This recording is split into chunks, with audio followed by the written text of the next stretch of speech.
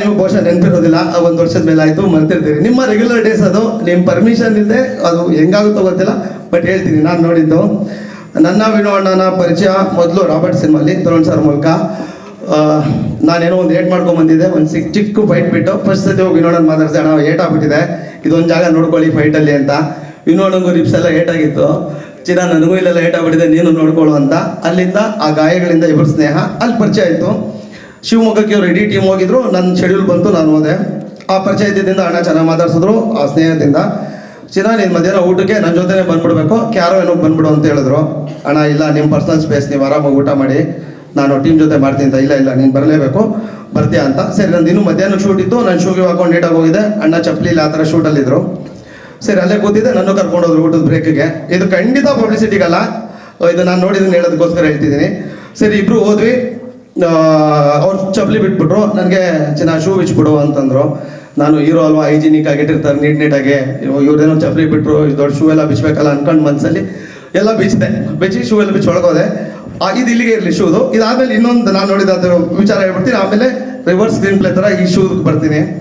ಒಳಗೋದೆ, caravan full ಅಲ್ಲಿಂದ ಇಲ್ಲಿವರೆಗೂ table ಹೆಂಗಾಗುತ್ತೋ ಅವ್ನು ತೋರಿಸಿದ್ರು. ಇಡೀ ಕ್ಯಾರವ್ಯಾನ್ ಫುಲ್ಲು ಊಟ ಇತ್ತು, ಎಲ್ಲ ಥರ ಸ್ವೀಟಿಂದ ಹಿಡಿದು ಹೋಳಿಗೆ, ಒಬ್ಬಟ್ಟು. ಅಣ್ಣ ನಿಮ್ಗೆ ಬಹುಶಃ ಇದು ರೆಗ್ಯುಲರ್ ಆಗಿ ನಡೆಯೋದು, ಚಿಕನ್, ಫಿಶ್ಶು ಎಲ್ಲ ಥರ ಫುಡ್ ಇತ್ತು.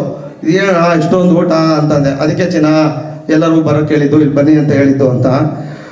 ಇದೇನು ಅನ್ಸುತ್ತೆ ಚಿನ್ನ ಈ ಊಟ ನೋಡಿ ಅಂದರು. ನಾನು ಅಣ್ಣ ಯಾರೋ ನಿಮ್ಮ ರಿಲೇಟಿವ್ಸು ಅಥವಾ ನಿಮ್ಮ ಫ್ರೆಂಡ್ಸ್ ತಂದಿಟ್ಟಿರ್ಬೋದು ಅಣ್ಣ ಅಂತ ಅಂದೆ. ಇಲ್ಲ ಚಿನ್ನ, ಇಲ್ಲ, ರಿಲೇಟಿವ್ಸು ಫ್ರೆಂಡ್ಸು ಯಾರೋ ತಂದಿಟ್ಟಿದ್ದಲ್ಲ, ಇದಿಷ್ಟು ಊಟ ಪ್ರೀತಿಯಿಂದ ಮಾಡ್ಕೊಂಬಂದಿದ್ದು ಯಾರು ಗೊತ್ತಾ? ನಾನು ಬರೀ ಡಿ ಬಾಸ್ನ ಫ್ರೆಂಡ್ ಅನ್ನೋ ಒಂದೇ ಕಾರಣ, ಡಿ ಬಾಸ್ನ ಪ್ರೀತಿಯ ತಮ್ಮ ಅನ್ನೋ ಒಂದೇ ಕಾರಣಕ್ಕೆ ನಾನು ಯಾವುದೇ ಊರಲ್ಲಿದ್ರು, ಯಾವುದೇ ಹಳ್ಳಿಲಿದ್ರು, ಪ್ರತಿದಿನ ಇದಿಷ್ಟು ಊಟ ಬರುತ್ತೆ. ಇನ್ನೂ ಒಂದು 3-4 ಕ್ಯಾರಿಯರ್ಗಳು ದೊಡ್ಡ ಮೂಲೆಯಲ್ಲಿತ್ತು. ಆ ಪ್ರೀತಿಯ ಅಡುಗೆ ವೇಸ್ಟ್ ಆಗಬಾರ್ದು ಅಂತ ಎಲ್ಲರೂ ಕರೆಸ್ಬಿಟ್ಟು ಊಟ ಮಾಡಿಸ್ತೀನಿ. ಇದು ಡಿ ಬಾಸ್ನ ಶಕ್ತಿ ಚಿನ್ನ ಅಂತ ಹೇಳಿದ್ರು. ಅದನ್ನ ನೋಡೋದು ಖುಷಿ ಆಯಿತು, ಆಶ್ಚರ್ಯನೂ ಆಯಿತು. ಅದಾದಮೇಲೆ ಇನ್ನೊಂದು ನಾನು ನೋಡಿದಲ್ಲಿ ಅದೇ ರಿವರ್ಸ್ ಸ್ಕ್ರೀನ್ ಪ್ಲೇ ಪ್ರಕಾರ ಶೂ ಹತ್ರ ಬಂದರೆ ಅಲ್ಲಿ ಹತ್ತದಾಗೆ ಕೇಳಿದ್ರು, ಚಿನ್ನ ಬೇಜಾರಾಯ್ತು ಶೂ ಬಿಚ್ ಬಂದಿದ್ದಕ್ಕೆ ಅಂತ. ಇಲ್ಲ ಅಣ್ಣ, ಏನೋ ನೀವು ನೀಟ್ನೆಸ್ ಅದಿರ್ಬೋದು, ಹೀರೋ ಆ ಥರದ್ದೆಲ್ಲ ಇರುತ್ತಲ್ಲ, ನೀಟ್ ಇರ್ತೀರ ಅದಕ್ಕೆ ಅಂತ. ಇಲ್ಲ ಚಿನ್ನ ಅದಕ್ಕೆಲ್ಲ ಬೇಜಾರು ಮಾಡ್ಕೋಬೇಡ ಅಂತ. ಅದು ದೊಡ್ಡ ಕ್ಯಾರವ್ಯಾನ್ ಅಣ್ಣ, ಅದು ಫುಲ್ ಕ್ಯಾರವ್ಯಾನ್. ಒಂಚೂರು ಒಳಗೆ ಬಂದೆ. 1 ಅಡಿಗೆ 2 ಅಡಿಗಿಂತ ದೊಡ್ಡದೊಂದು ಫೋಟೋ ಇತ್ತು, ಅಪ್ಪು ಸರ್ ಫೋಟೋ. ನೀವು ಪೂಜೆ ಮಾಡಿದ್ರಿ ಅದಕ್ಕೆ, ನೀವು ಪೂಜೆ ಮಾಡಿದ್ರಿ ಚಿನ್ನ. ನಾನು ಪ್ರತಿದಿನ ಅಪ್ಪ ಸರ್ ಫೋಟೋ ಪೂಜೆ ಮಾಡ್ತೀನಿ, ಅವ್ರ ಕಾಲವಾದಾಗಿಂದ. ನಾನೂ ಚಪ್ಪಲಿ ಹಾಕೊಂಡು ಕ್ಯಾರವ್ಯಾನ್ ಹತ್ತಲ್ಲ, ಯಾರೂ ಚಪ್ಪಲಿ ಹಾಕೊಂಡು ಕ್ಯಾರವ್ಯಾನ್ ಹತ್ತಕ್ಕೆ ಬಿಡಲ್ಲ, ಅದು ದೇವರಿರೋ ಜಾಗ ಅಂತ ಹೇಳಿದ್ರಿ ನೀವು.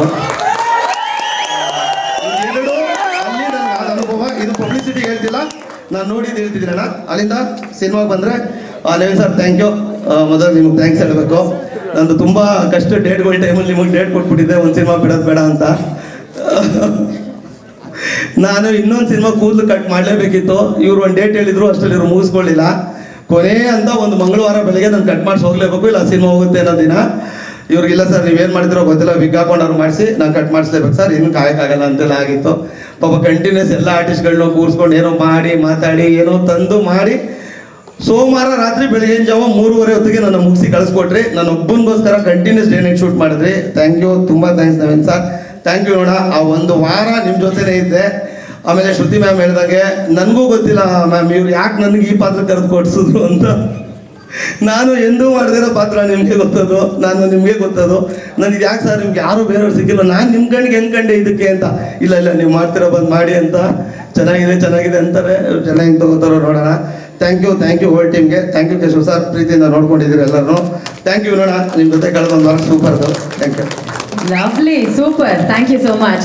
ಆ್ಯಂಡ್ ನಮ್ಮ ಸಿನಿಮಾದ ಸಿನಿಮ್ಯಾಟೋಗ್ರಾಫರ್ ಬಾಲು ಸರ್ ಅವರದ್ದೆರಡು ಮಾತು.